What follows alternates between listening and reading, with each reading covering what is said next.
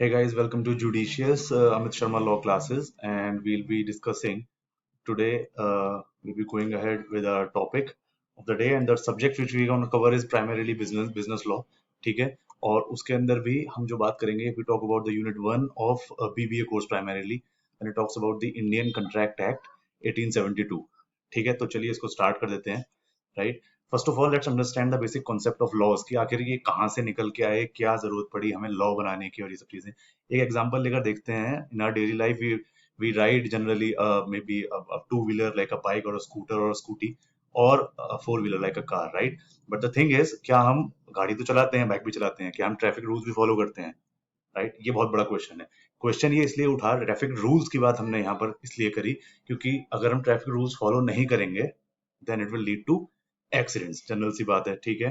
और स्पेशली आजकल का ट्रैफिक देखते हुए when there is so much rush on the roads, right? So it is very very essential nowadays to follow traffic rules.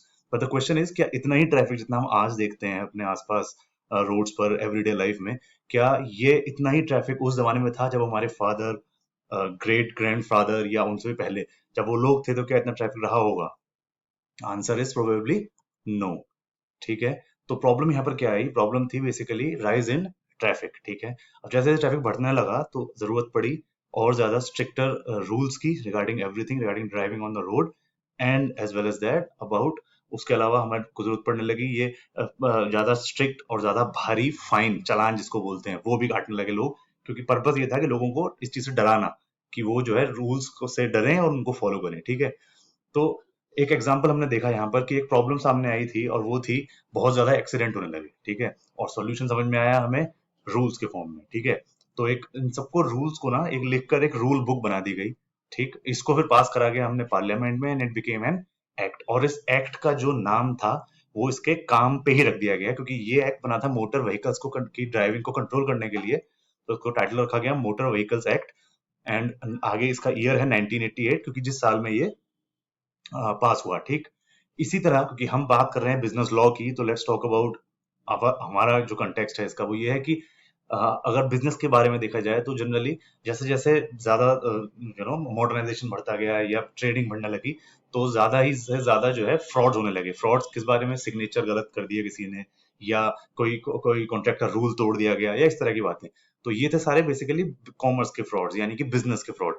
अब इनको भी सेम वही तरीका था कि they need to be stopped. इसलिए क्या करा गया कि कॉन्ट्रैक्ट के रिलेटेड कुछ रूल बनाए गए। भाई सिंपल सा फंडा है, दो लोग अगर आपस में कोई बिजनेस की डीलिंग कर रहे हैं, तो बेटर ये है कि बजाय आप वर्बली उसको करें या आपसी सहमति से करें, why don't you just write down the things? उसको कॉन्ट्रैक्ट को आप प्रॉपर तरीके से लिख लो, सारे पॉइंट्स दोनों पार्टी उसमें लिख दें और उसके कुछ रूल्स बन जाएं, ठीक है? तो इसी तरह इनके भी रूल लिखे गए। उन रूल को एक रूल बुक में बनाया गया और उसको एक एक्ट के एक बिल के तौर पर उसको प्रेजेंट करा गया पार्लियामेंट में। डेट थी 1 सितंबर 1872।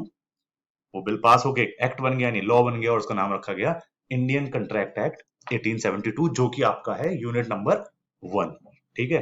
जितने भी बिजनेस के कॉन्ट्रैक्ट के रिलेटेड जितने भी प्रोविजंस थे, जितने भी रूल्स थे, वो सब इस एक्ट के अंदर डाल दिए गए। आगे बढ़ते हैं। जिस टाइम पर ये act, Indian contract act 1872 pass हुआ, we all know that at that time we were colonised by the Britishers. हम ब्रिटिशर्स के अधीन थे। तो कोई आपसे पूछता है कि यार ये बता दो कि ये जो कॉन्ट्रैक्ट एक्ट था वो कौन सी पार्लियामेंट में पास हुआ? तो देखिए, भले ही हम ब्रिटिशर्स के द्वारा रन कर रहे थे, ब्रिटिशर्स हमारे ऊपर they were governing us, but this act, right, was basically got passed in the Indian parliament. तो कोई पूछता है कि क्या ब्रिटिश पार्लियामेंट में पास हुआ था ये एक्ट? नहीं। Indian contract act 1872 was essentially passed by the Indian parliament only. ये पॉइंट है याद रखने के लिए। नेक्स्ट आगे बढ़ते हैं। अब ये जो इंडियन कॉन्ट्रैक्ट एक्ट 1872 था ना, भाई साहब, ये बहुत ही एक मोटा एक्ट था और उसके अंदर बहुत सारे पेजेस थे, बहुत सारे प्रोविजंस थे। ये जो बच्चा आपको यहाँ पर दिख रहा है, ऐसी ही कुछ हालत हो जाती थी जब कोई इस एक्ट के बारे में पढ़ने के लिए बैठता था, ठीक है? नाउ, अब क्योंकि इतना ज्यादा हैवी हो रहा था, इसलिए सन 1930 में, 1930 में इसके कुछ प्रोविजंस हटा दिए गए। कौन से प्रोविजंस? वो प्रोविजंस जो कि सेल ऑफ गुड्स को लेकर इसमें डाल रखे थे ना, किसी भी गुड्स की खरीद फरोख्त को लेकर जितने भी प्रोविजंस थे, वो सब यहाँ से हटा दिए गए और एक नया एक्ट बनाया गया जिसका नाम रख दिया सेल ऑफ गुड्स एक्ट 1930, ठीक है? और एक अलग एक्ट बना के प्रेजेंट कर दिया। चलिए, इसके ठीक 2 साल बाद सरकार फिर जागी और जितने भी पार्टनरशिप से जुड़े हुए प्रोविजंस थे, यानी कि पार्टनरशिप फर्म बन रही है या कोई बिजनेस चल रहा है जो पार्टनरशिप पे चल रहा है, तो उसके सारे प्रोविजंस भी यहाँ से इंडियन कॉन्ट्रैक्ट एक्ट से हटा दिए गए और ये भी एक नया एक्ट बनाया, इसका नाम रखा गया पार्टनरशिप एक्ट 1932। अब ये जो सेल ऑफ गुड्स था वो आपका यूनिट 2 है, और ये जो पार्टनरशिप एक्ट आप स्क्रीन पर देख रहे हैं ये है unit number 3 of your course. I am talking about CCS university BBA course, ठीक है। तो ये हम आगे कवर करेंगे। नाउ पहले लॉ को एक डेफिनेशन दे देते हैं जो हमने इस डिस्कशन से सामने आई। लॉ कुछ नहीं है, basically there are certain rules and regulations, ठीक, जो किस लिए बने हैं, ये बने हैं कि हम अपनी प्रॉब्लम का सॉल्यूशन जान पाए। इन सारे रूल्स को हम पार्लियामेंट में पास कराते हैं और ये बन जाता है एक एक्ट, और उस एक्ट का जो नाम है वो उसका काम इंडिकेट कर देता है, ठीक। तो ये बेसिकली डेफिनेशन हो गई। आगे बढ़ते हैं और देखते हैं नेचर ऑफ कॉन्ट्रैक्ट, किस क्या नेचर होता है कॉन्ट्रैक्ट्स का, ठीक है। और ये हम देखेंगे एक इंटरेस्टिंग तरीके से केसेस के थ्रू, ठीक। देखिए लॉ बिना केसेस के नहीं चलता। कोर्ट्स में भी जजेस जो है अपना डिसीजन बेस्ड करते हैं उन प्रीवियसली डिसाइडेड केसेस के ऊपर, ठीक। तो पहला केस हम यहाँ पर देखते हैं। सपोज करिए ये है समबडी नेम मिस्टर ए, इन्होंने एक ऑफर दिया मिस्टर बी को, और वो ऑफर क्या था कि मिस्टर बी क्या आप मेरे साथ चाय पीना पसंद करेंगे। मिस्टर बी ने कहा हाँ हाँ बिल्कुल ठीक है, एक्सेप्ट करा उसके ऑफर को। उन्होंने बोला कि यार खाली चाय क्या पिलाओगे, व्हाई डोंट यू ऑर्डर एक लार्ज पिज्जा भी आ जाए और एक हैप्पी मील मैकडी का वो और मंगवा लेना, पहले वो खा लूंगा फिर चाय पी के चला जाऊंगा। मिस्टर ने कहा ठीक है यार ये तो खर्चा करवाएगा। उन्होंने उस हिसाब से सारे अरेंजमेंट कर दिए, ठीक। प्रॉब्लम क्या हुई, प्रॉब्लम ये हुई कि मिस्टर बी ने शेड्यूल टाइम और डेट पर पहुंचने से इनकार कर दिया। अब मिस्टर ए को नुकसान हुआ, हुआ कि नहीं हुआ, ऑब्वियसली पिज्जा मंगवाया, cold drink I, French fries, burger, चाय भी बनवाई होगी, तो ये थोड़ा एक ठीक नहीं रहा। अब मिस्टर ए को नुकसान क्यों हुआ, क्योंकि मिस्टर बी ने अपना प्रॉमिस एक्सेप्ट करने के बाद तोड़ा। उसने पहले हाँ करा था ना, फिर उसने मना कर दिया। तो सवाल ये है कि क्या मिस्टर ए मिस्टर बी के खिलाफ उन पैसे जो उसके खर्च हुए हैं उनको रिकवर करने के लिए केस फाइल कर सकता है या नहीं। इस केस को दिमाग में रखिए, कहीं इधर जाने मत दीजिएगा। आगे वाला देखते हैं। केस नंबर 2, हस्बैंड, शक्ल से दिख रहा है, इन्होंने अपनी वाइफ को एक दिन एक ऑफर दिया, और वो ऑफर ये था कि मैं आपको आज शाम को आपके लिए एक पर्ल का नेकलेस और एक डायमंड रिंग ला के दूंगा, ठीक है। यहाँ तक बात ठीक है। वाइफ ने बिल्कुल खुश होकर एक्सेप्ट करा। प्रॉब्लम क्या हुई, हस्बैंड जो है शाम को वो अपना वादा पूरा करना भूल गए, और वाइफ का गुस्सा होना लाजमी था। अब सवाल ये उठता है कि क्या ये वाइफ अपने हस्बैंड के खिलाफ केस फाइल कर सकती हैं, क्योंकि उन्होंने ऑफर कर कर बाद में उसको तोड़ा है, ठीक। इसको भी ध्यान में रखिएगा। ध्यान में आगे बढ़ते हैं केस नंबर 3 की तरफ। यहाँ क्या है, मिस्टर एक्स ने मिस्टर वाई को एक ऑफर दिया, और ऑफर क्या था, ये था कि क्या मिस्टर वाई आप मेरी कार 5 लाख रुपए में खरीदोगे। मिस्टर वाई ने एक्सेप्ट कर लिया कि हाँ ठीक है गाड़ी ठीक लग रही है, 5 लाख रुपए में खरीद लूंगा, कोई दिक्कत नहीं। चलो, अब क्वेश्चन यहाँ पर ये उठता है कि अगर दोनों में से कोई भी एक पार्टी अपना कहने के बाद अपना वादा पूरा ना करे या उसको तोड़ दे, यानी कि मिस्टर एक्स ऑफर देने के बाद गाड़ी ना बेचे या मिस्टर वाई ऑफर एक्सेप्ट करने के बाद पैसे ना दें और गाड़ी ना खरीदें, तो क्या दूसरी पार्टी, ठीक, केस फाइल कोर्ट में कर सकती है या नहीं। ध्यान में इसको भी रखना है। 3 केस हो चुके हैं, ज्यादा बर्डन नहीं डालूंगा मैं आप लोगों पे। एक लास्ट केस और देख लेते हैं, केस नंबर 4। यहाँ क्या है, ये एक बेचारा वर्शिपर था, जो जाके चर्च में ही used to pray a lot, पूजा वूजा करता रहता था, और ये हैं एक उसी चर्च के एक प्रीस्ट। तो इस वर्शिपर ने प्रीस्ट को एक ऑफर दिया, और उन्होंने बोला कि सर ये आपके जो चर्च की जो थोड़ा रिपेयर की जरूरत है, छत वत का रंग वंग भी उड़ रहा है, तो एक काम करता हूँ आप इसको ठीक करा लीजिए आप करा लिए, इसको कराओ, थोड़ा अच्छा ही लगता है, भगवान का घर है, साफ होना चाहिए। प्रीस्ट ने कहा भाई साहब पैसे नहीं है, ये डेली चलता था। तो एक दिन प्रीस्ट ने वर्शिपर से खुद ही कह दिया कि यार आप ही दे दो पैसे। वर्शिपर ने कहा ठीक है जाओ, बहुत हुआ, ये लो 10,000 रुपए मैं आपको दूंगा चर्च की रिपेयर के लिए, और कल आके पैसे ले जाना। प्रीस्ट ने ऑफर एक्सेप्ट कर लिया, ठीक है। नेक्स्ट डे जब प्रीस्ट पहुंचता है वर्शिपर के घर पैसे लेने के लिए, वर्शिपर ने मना कर दिया। क्या ये प्रीस्ट इस वर्शिपर के खिलाफ कोर्ट में केस फाइल कर सकता है या नहीं। Case number 4। केसेस बहुत हो गए, अब चलते हैं सीधा कोर्ट में और इसका लेते हैं डिसीजन। अब इनको डिस्कस करेंगे पहले केसेस को। कोर्ट लग चुकी है, जज साहब भी आ गए, दोनों पक्षों के वकील विद ऑब्जेक्शंस अपने साथ वो लेकर आ चुके हैं। तो पहला, सारे केसेस में ऑफर था, बिल्कुल सही बात है, आपने देखा अभी।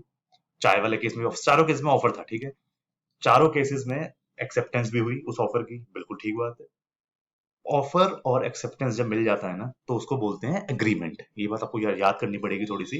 When there is an offer और उसके बदले में सामने वाली पार्टी एक्सेप्टेंस दे दे, तो ये बन जाता है एग्रीमेंट, मगर सारे एग्रीमेंट यहाँ पर तोड़े गए। अब सवाल यह है कि एग्रीमेंट तोड़े तो गए, मगर क्या चारों केसेस में एग्रीमेंट एक ही तरीके के थे?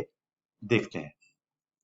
देखिए, चारों केसेस में एग्रीमेंट जो थे वो डिफरेंट डिफरेंट नेचर के थे। यानी कि केस नंबर 1 जो चाय वाला केस था वो एक सोशल एग्रीमेंट था, केस नंबर 2 डोमेस्टिक एग्रीमेंट की कैटेगरी में आएगा, केस नंबर 3 कमर्शियल, और केस नंबर 4 भी केस नंबर 2 केस नंबर 1 की तरह सोशल एग्रीमेंट। एक बार रिकैप के लिए, केस नंबर 1 चाय वाला केस था, ठीक है, ताकि आप भूले ना। केस नंबर 2 वो माला हस्बैंड और वाइफ के बीच में, ठीक है। केस नंबर 3 गाड़ी से रिलेटेड था, और केस नंबर 4 चर्च की रिपेयर के लिए था। ठीक, ये आपको समझ में आ गया।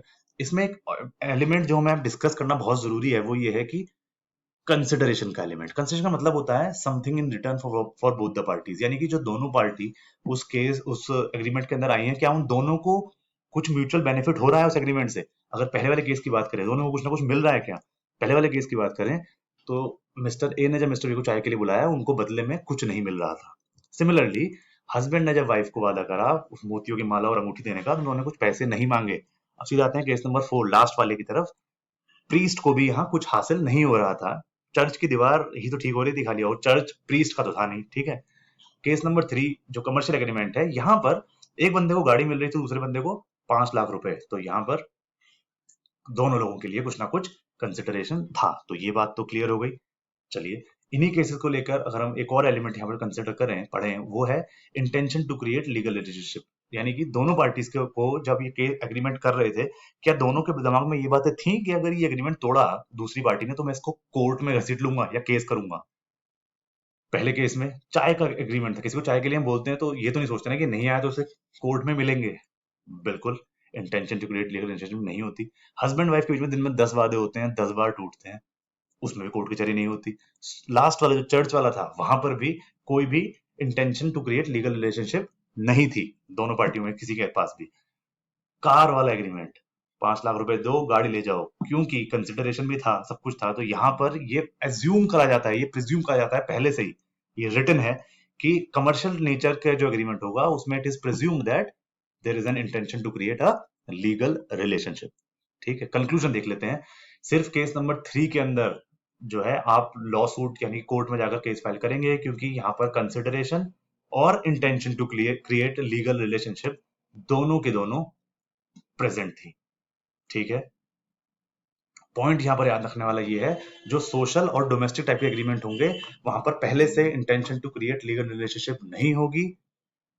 अगर आपको इन एग्रीमेंट के अंदर यानी कि सोशल और डोमेस्टिक के अंदर भी लीगल रिलेशनशिप चाहिए, तो आपको उस एग्रीमेंट के अंदर रिटन में ये चीज देनी पड़ेगी। ठीक है, जब तक वो नहीं होगी कोई इन्फोर्सिबिलिटी बाय लॉ नहीं है। इसका विपरीत कमर्शियल एग्रीमेंट में एज्यूम करा जाता है कि intention to create legal relationship already present है, इसलिए यहाँ पर एनफोर्सिबिलिटी बाय लॉ भी है। एनफोर्सिबिलिटी के ऊपर हम अगला वीडियो लेक्चर करेंगे। ठीक, तो ये एक बेसिक कॉन्ट्रैक्ट की डेफिनेशन थोड़ी सी रफ देख लेते हैं। ऑफर में अगर एक्सेप्टेंस मिल जाए तो बन जाता है एग्रीमेंट, और एग्रीमेंट के अंदर अगर एनफोर्सिबिलिटी आ जाए तो इट बिकम्स अ कॉन्ट्रैक्ट। ठीक है, क्वेश्चन ये है कौन से ज्यादा नंबर में होते होंगे, एग्रीमेंट या कॉन्ट्रैक्ट? आंसर है, क्योंकि हम जानते हैं सिर्फ कमर्शियल एग्रीमेंट ही कॉन्ट्रैक्ट बन सकते हैं, इसलिए एग्रीमेंट एक वाइडर कॉन्सेप्ट है। अगर इस पाई चार्ट से हम समझने की कोशिश करें, ये जो ब्लू कलर का है ना, ये सारे सोशल एग्रीमेंट है जो हम डेली लाइफ में एग्रीमेंट करते हैं, किसी के साथ चाय पीने जाने का, किसी के साथ मूवी देखने जाने का, दोस्तों यारों के साथ।